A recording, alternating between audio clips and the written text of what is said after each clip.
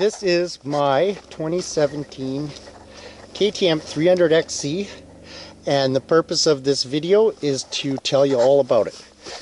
I'm going to make a series of these videos to let anybody that's interested in one or needs to know anything about it. I tend to, my intentions are to upload videos consistently explaining the details of things that go wrong with it, dislikes I might have, what have you. A little bit of testing. Today I'm testing my rear shock. I've cranked in the rebound a bit. I'd like to just go into any modifications I've made to it, so not to throw off any review or what you may think about the bike. I'll start up here at the handlebars. What I've done here is I reversed the clamps to the furthest position to give me more room. I'm 6 feet tall, but I also like a laid back steering angle on my handlebars, so I kind of put them a little bit in line with the forks, maybe a bit more upright, but that's how I like to run them. Today I'm running 145 pounds pressure in the fork. I think it's too much. I think I'm going to lower it. I've got arm pump pretty bad already. I think it was set at 142 when I tried it last, and it felt great then. I just wanted to try it out a little bit stiffer and see how it was, but it was pretty wishy-washy in the turns, and like it would ride high. This front end rides high as it is, so that's something to get used to when you ride it. So I've lowered mine in the triple clamps. That's another thing I've done. So you know, it's the clamps, the lowering the forks in the triple clamps. What else have I done to this? I've popped 3 tires, so I've had to change the tire 3 times. The first inner tube was just ridiculous. I mean, they're trying to save weight, I tell you that. Awesome engine, very tunable, power valve, comes with a set of 3 different springs. This one has the red spring and it comes with the yellow one, which is like the middle of the road spring. I noticed switching to the red, it has a bit more punch to it, and it's awesome. So throw that red one in there. The jetting, it ran fat, so she was a bit gurgly as soon as you take it up to higher elevation. So a quick fix, and it worked great on the bike, was to just lower the needle. I lowered it down to its lowest position.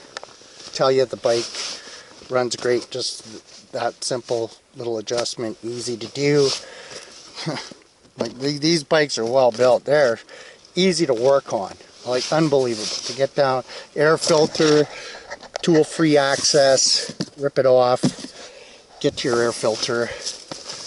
The seat, now I can't quite remember, I think it's 2 bolts for the seat, but 1 for the tank. The tank just slides off of there and get to the carburetor. Lots of space in there to work on. Just, you know, it comes with this bike. They build them with all the stuff that you wish the other bikes had. Okay, you get the electric start, works awesome every time. You get the kick start backup for the people that are worried that their electric will fail. You get bolt-on grips. If you ever been in the middle of a cross-country race and your grips are slipping off, that's horrible. So these are great. Brembo brakes.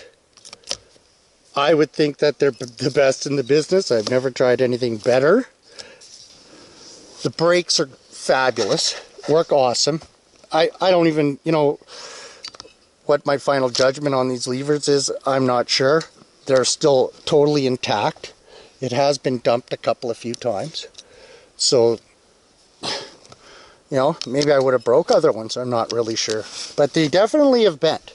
as you go down, you got the air fork, totally adjustable. Comes with the pump, you know, you can fart around with that until you're blue in the face and have fun.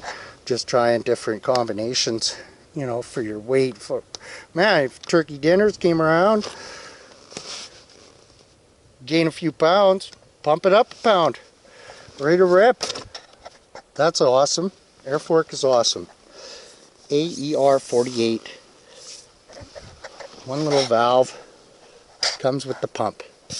Comes with a Geomax AT81F front tire.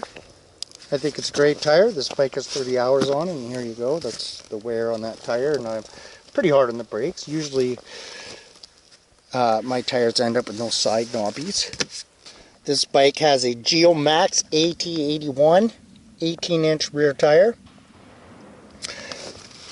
This is the wear on it after 32.8 hours. So that's a pretty darn good tire. The thing hooked up good. This bike has one race on it, and during that race, this tire worked perfectly. Didn't do anything odd. This is the kind of damage you get after 30 hours. Not much. You know, ding in the pipe. Nothing too crazy. You know, and the grips are even still intact. That's pretty nice. Easy to work on. I just noticed now I have a bolt loose. So that's almost ready to come out. I better fix that. Luckily, these bikes do come with a box that it comes with, which can pretty much do anything. Here you even have a axle remover, which doubles as a tire iron. Very nice. 8s, 10s, 12s, 13 wrenches, torques, sockets. We better tighten that up, because that could create a problem. Luckily, you can really crank the sucker down.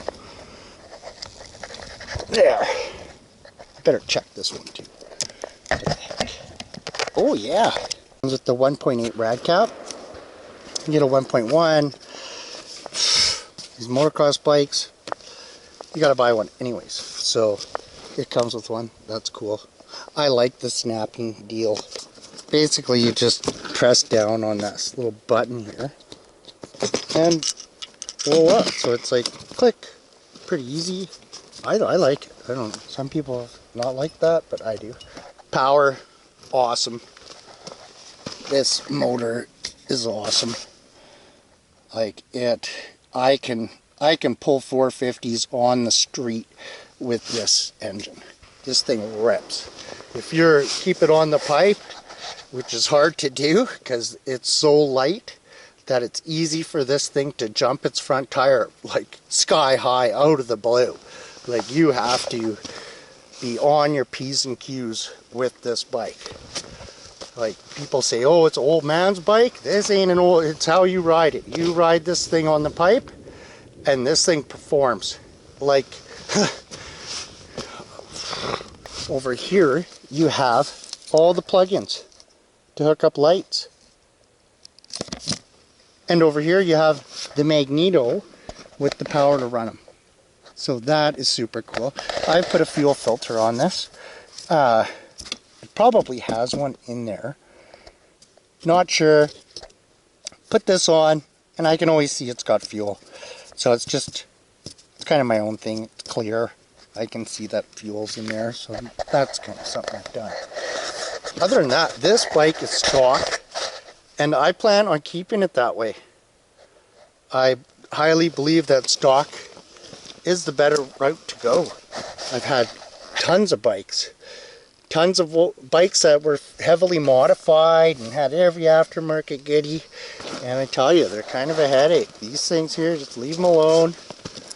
You know, personalize it, put the bars the way you like, the levers the way you like it, what have you. Set up your suspension. Leave the stuff stock. Just my suggestion. So anyways, I'm going to take this thing for a ride. For a little trail ride over to a cool little hill climb.